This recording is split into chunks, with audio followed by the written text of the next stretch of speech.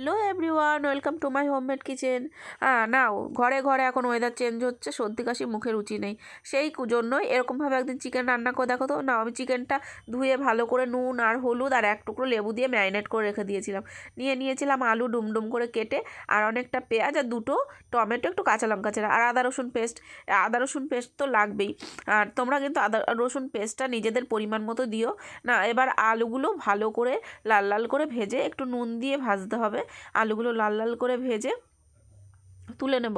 আর তোমরা কারা চিকেন খেতে ভালোবাসো, তারা এরকমভাবে একদিন রান্না করো। তোমরা তো অনেকভাবেই রান্না করেছো, আশা করি এই চিকেনটার টেস্টটা একটু অন্যরকম, একটু চটপটা টাইপের। যাদের মুখে কোনো রুচি নেই, শরীর খারাপ, তাদের মুখে খুব ভালো রুচি ফেরানোর জন্য খুব ঝাল ঝাল টকটক না ফোড়নে দিয়ে দেবো একটা এলাচ ফাটিয়ে, দুটো তেজপাতা, একটা শুকনো লঙ্কা আর গোটা জিরে। দেওয়ার পর ওই তেলে দিয়ে দেবো কুচি করে রাখা পেঁয়াজগুলো দিয়ে ভালো করে লাল লাল করে একটু লবণ ছিটিয়ে দিলে পেঁয়াজটা না খুব তাড়াতাড়ি ভাজা হয়ে যায়, নরম হয়ে যায় লবণ দিয়ে দিলে। দেখো ঢাকা দিয়ে দিয়েছি। আর এখানে গুঁড়ো মশলা আমি রেডি করে নিয়েছি, জিরের গুঁড়ো, ধনের গুঁড়ো, লঙ্কার গুঁড়ো, হলুদ আর একটু চিকেন মশলা আর একটু গোলমরিচের গুঁড়ো।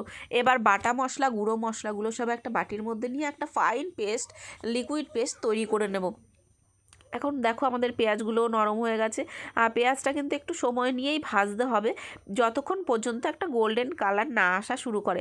যখন আমাদের গোল্ডেন কালারটা আসা শুরু করবে, ঠিক ওই সময় দিয়ে দিতে হবে ওই যে টমেটোটা কেটে রেখেছিলাম, সেই টমেটোটা দিয়ে ঢাকা দিয়ে দেবো। টমেটোটা যেন নরম হয়ে যায় আর টমেটোর কাঁচা গন্ধটা চলে যায়। দিয়ে ঢাকা দিয়ে কিছুক্ষণ রান্না করে নেওয়ার পরে ওর মধ্যে অ্যাড করে রেখে দেবো ওই রেখে দেওয়া গুঁড়ো মশলা, গোটা মশলাটা, ওটা অ্যাড করে ভালো করে ভাজা করে নেব। কিন্তু আমরা কিন্তু সব প্রসেসিংগুলো ঢাকা দিয়ে করব, এতে করে আমাদের গ্রেভিটা ঠিক হবে এবং মশলাগুলো মুখে পড়বে না, সব গলে একদম মোমের মতো হয়ে যাবে। দেখো আমাদের মশলাটাও ভাজা কমপ্লিট, মশলা থেকে তেল ছেড়ে দিয়েছে। এই মুহূর্তে আমরা অ্যাড করে দেব সামান্য চিনি, এতে করে আমাদের গ্রেভির কালারটা খুব সুন্দর হবে।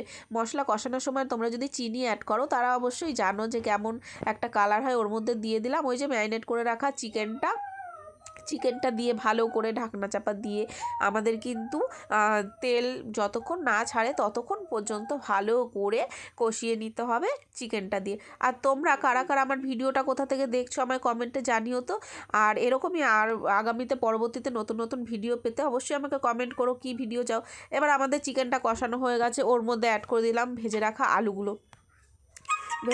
আলুগুলো অ্যাড করে দিয়ে ভালো করে নাড়াচাড়া করে নেওয়ার পরে ওর মধ্যে দিয়ে দেব গরম জলটা কিন্তু আমি একটু বেশি দিয়েছি, যেহেতু চিকেনটাও সিদ্ধ হবে আর আলুটাও সিদ্ধ হবে। এবার ভালো করে নাড়াচাড়া দিয়ে আমরা কিন্তু দিয়ে দিলাম কটা চিড়ে রাখা কাঁচা লঙ্কা। আমি কিন্তু এই চিকেনটা একটু বেশি পরিমাণেই ঝাল ব্যবহার করছি আর বেশি পরিমাণে টক ব্যবহার করছি। এখন দেখো গ্রেভিটা ফুটে গেলে ওর মধ্যে করে দেবো এক টুকরো লেবুর রস। আমি ওই যে বললাম না, এটা কিন্তু খুব চটপটাই হবে। না, এবার আমাদের গ্রেভিও অনেকটা শুকিয়ে গেছে আর চিকেন আর আলুটাও সিদ্ধ হয়ে গেছে। আর এবার দেখো এই সময় আমি কিন্তু অ্যাড করে দিয়েছি খানিকটা গরম মশলার গুঁড়োটা দিয়ে ভালো করে নাড়াচাড়া করে আরও কিছুক্ষণ রান্না করে নিলেই রেডি আমাদের চটপটা চিকেন। নাও এবার খেয়ে দেখো তো মুখে রুচি আসে কিনা। আশা করি এমন করে রান্না করে দেখো, আশা করি ভালোই লাগবে। আর তোমরা যারা আমার ভিডিওটি ইউটিউব চ্যানেল থেকে দেখছো, তারা অবশ্যই আমার চ্যানেলটি সাবস্ক্রাইব করে লাইক কমেন্ট করে আমার পাশে থেকো। আর যারা ফেসবুক থেকে দেখছো, তারা অবশ্যই ফলো দিয়ে দিও।